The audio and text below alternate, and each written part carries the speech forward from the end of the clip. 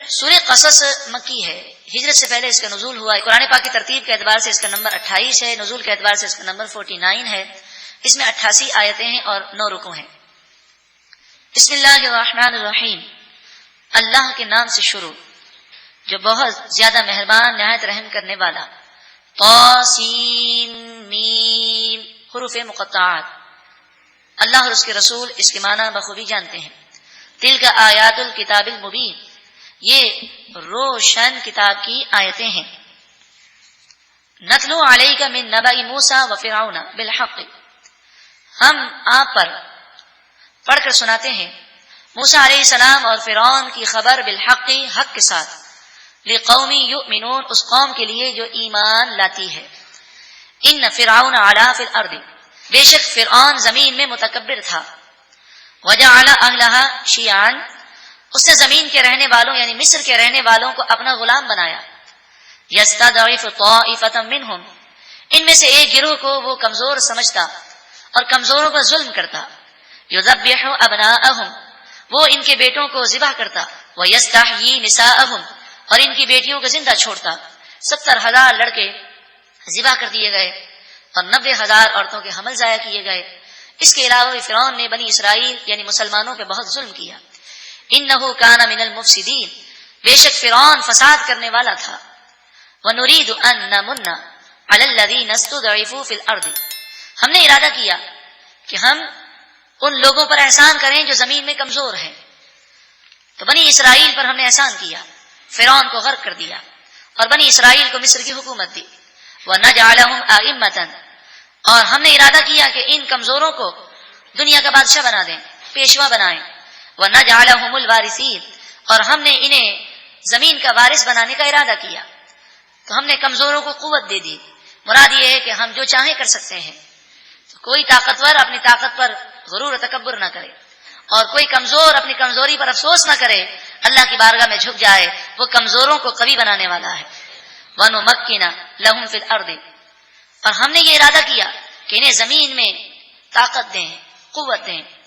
وَنُرِيَ فِرْعَوْنَ وَهَامَانَ وَجُنُودَهُمَا مِنْهُمْ مَا كَانُوا يَحْذَرُونَ، اور ہم نے ارادہ کیا کہ فرعون، حامان اور ان کے لشکروں کو وہ چیز دکھا دیں جس سے وہ ڈرتے تھے۔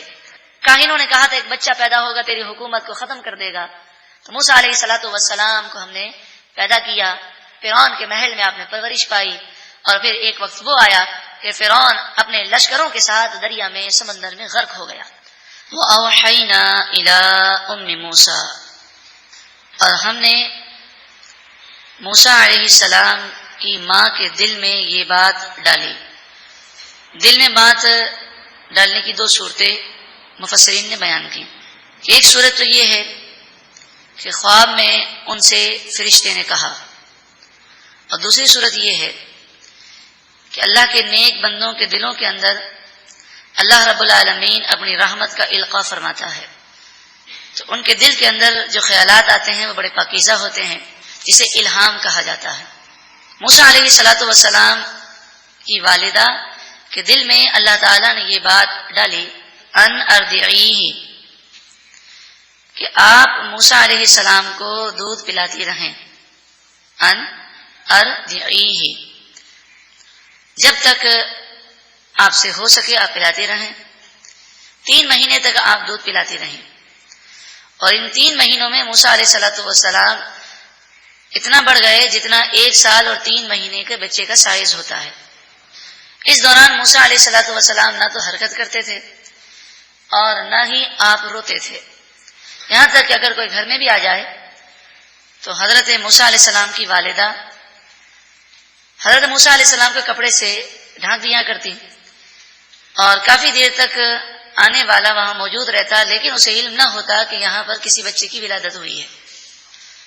فَإِذَا خِفْتِ عَلَيْهِ، پھر جب موسیٰ علیہ السلام کے بارے میں تجھے خوف محسوس ہو، فَأَلْقِيهِ فِي الْيَمِّ، تو موسیٰ علیہ السلام کو سمندر میں، دریا میں ڈال دینا۔ آپ نے اس کے لیے ایک چھوٹا سا صندوق لکڑی کا تیار کیا، جسے اس طرح تیار کیا گیا کہ پانی اس کے اندر داخل نہ ہو سکے لیکن بچہ سانس بھی لے سکے۔ تو 3 مہینے تک آپ دودھ پلاتی رہیں اور پھر آپ کے دل میں خوف پیدا ہوا تو آپ نے حضرت موسیٰ علیہ الصلوۃ والسلام کو صندوق میں اس لکڑی کے تابوت میں رکھ کر دریائے نیل میں ڈال دیا.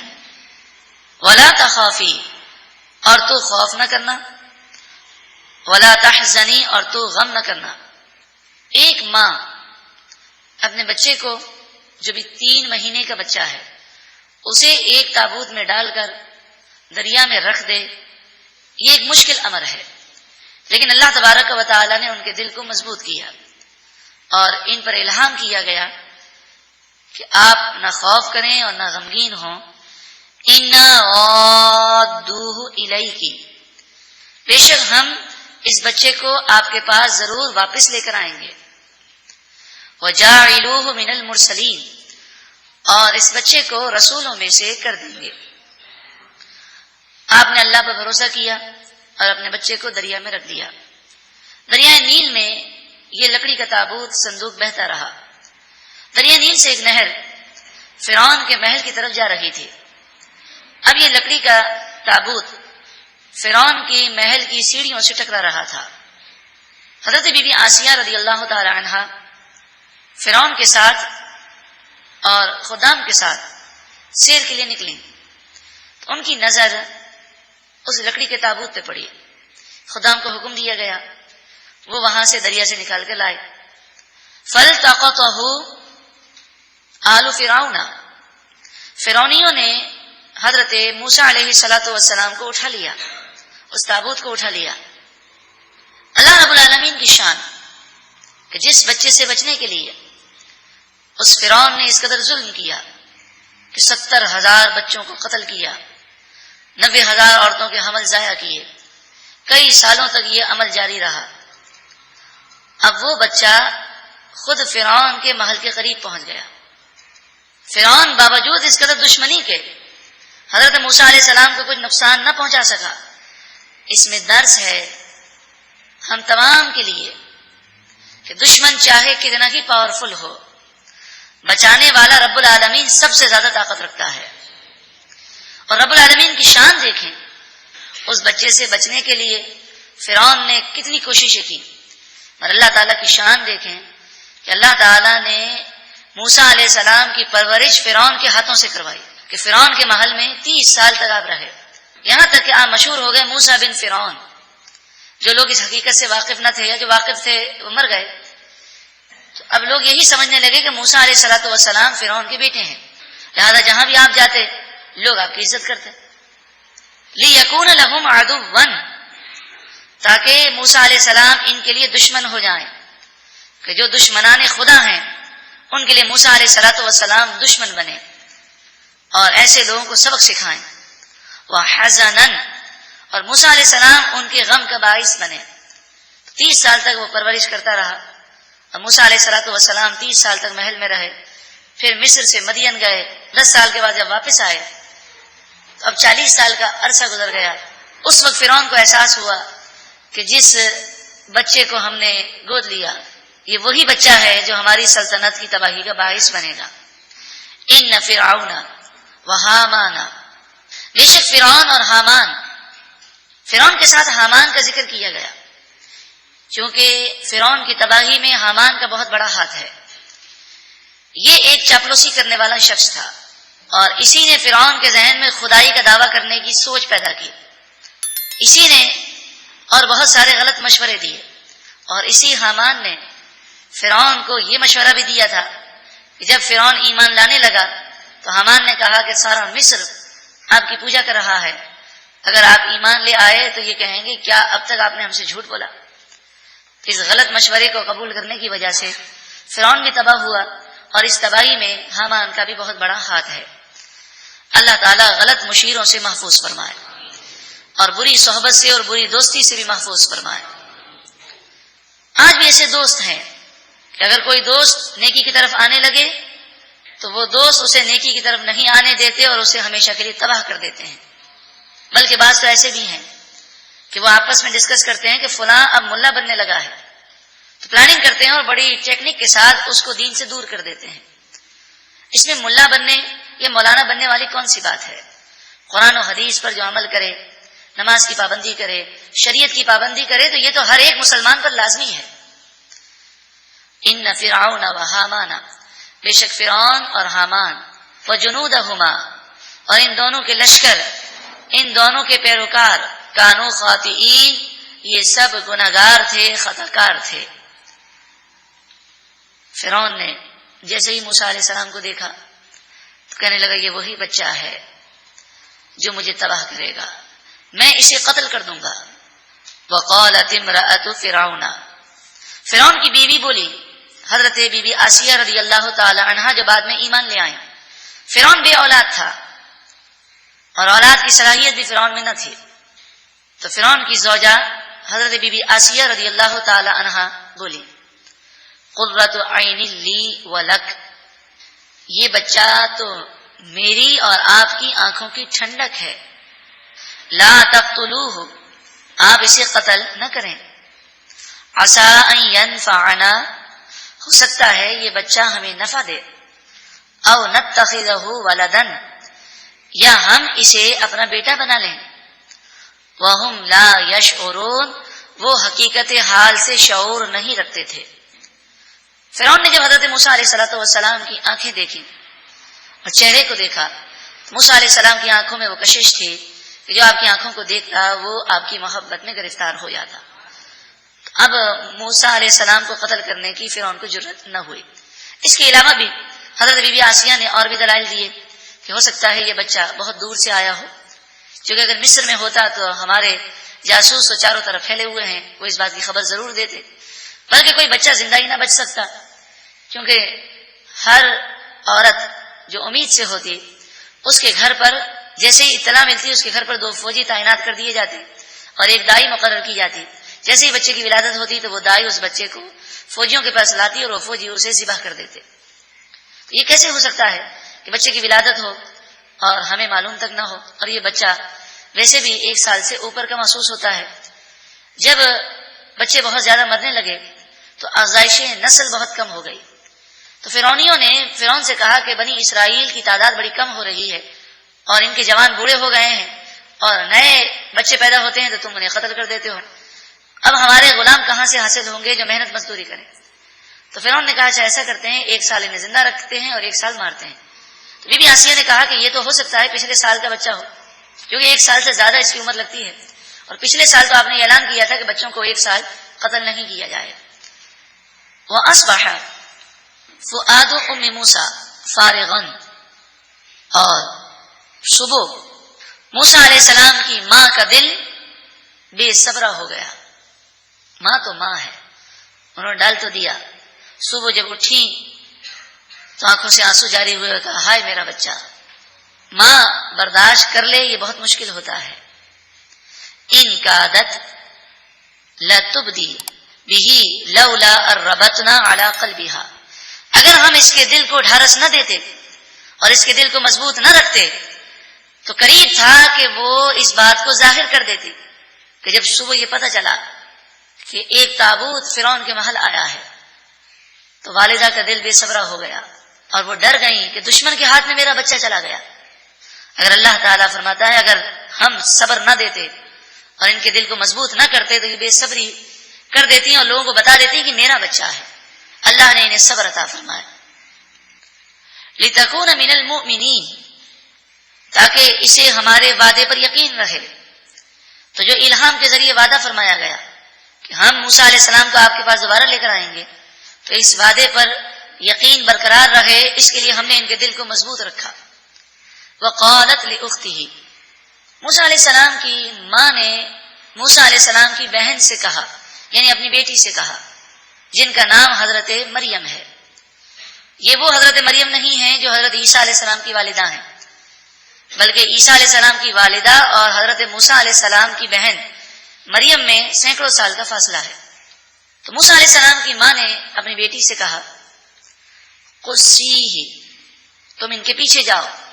فبصرت بہ عن جنب، پھر اس نے دیکھا موسیٰ علیہ السلام کو دور سے، وہم لا یشعرون، حالانکہ وہ فرعونی شعور نہیں رکھتے تھے، یعنی انہیں نہ پتہ چل سکا کہ یہ موسیٰ علیہ السلام کی بہن ہے۔ فرعون کے محل میں ایک بہت بڑا مجمع جمع تھا۔ فرعون موسیٰ علیہ السلام کو اپنی گود میں لیے کہ آپ 3 مہینے کے بچے ہیں، گود میں لیے آپ کو چپ کرانے کی کوشش کر رہا ہے اور آپ مسلسل رو رہے ہیں۔ فرعون کے حکم پر دودھ پلانے والی عورتوں کو بلایا گیا ہے اور کئی عورتیں موسیٰ علیہ السلام کو اپنی گود میں لیتی ہیں کہ موسیٰ علیہ السلام ان کا دودھ پی لیں اور وہ فرعون سے انعامات اور اکرام حاصل کریں۔ وَحَرَّمْنَا عَلَيْهِ الْمَرَاضِعَ مِن قَبْلُ، اور ہم نے موسیٰ علیہ السلام پر ہر دودھ پلانے والی عورت پہلے ہی حرام قرار دے دی۔ 3 مہینے کے ہیں مگر آپ کسی عورت کا دودھ نہیں پی رہے، مسلسل رو رہے ہیں۔ اب بچہ اگر ماں کا دودھ نہ پیے تو وہ روتا تو ہے۔ اب فرعون پر ایک پریشانی کا غلبہ ہے، وہ پریشان ہے، اب کیا کریں؟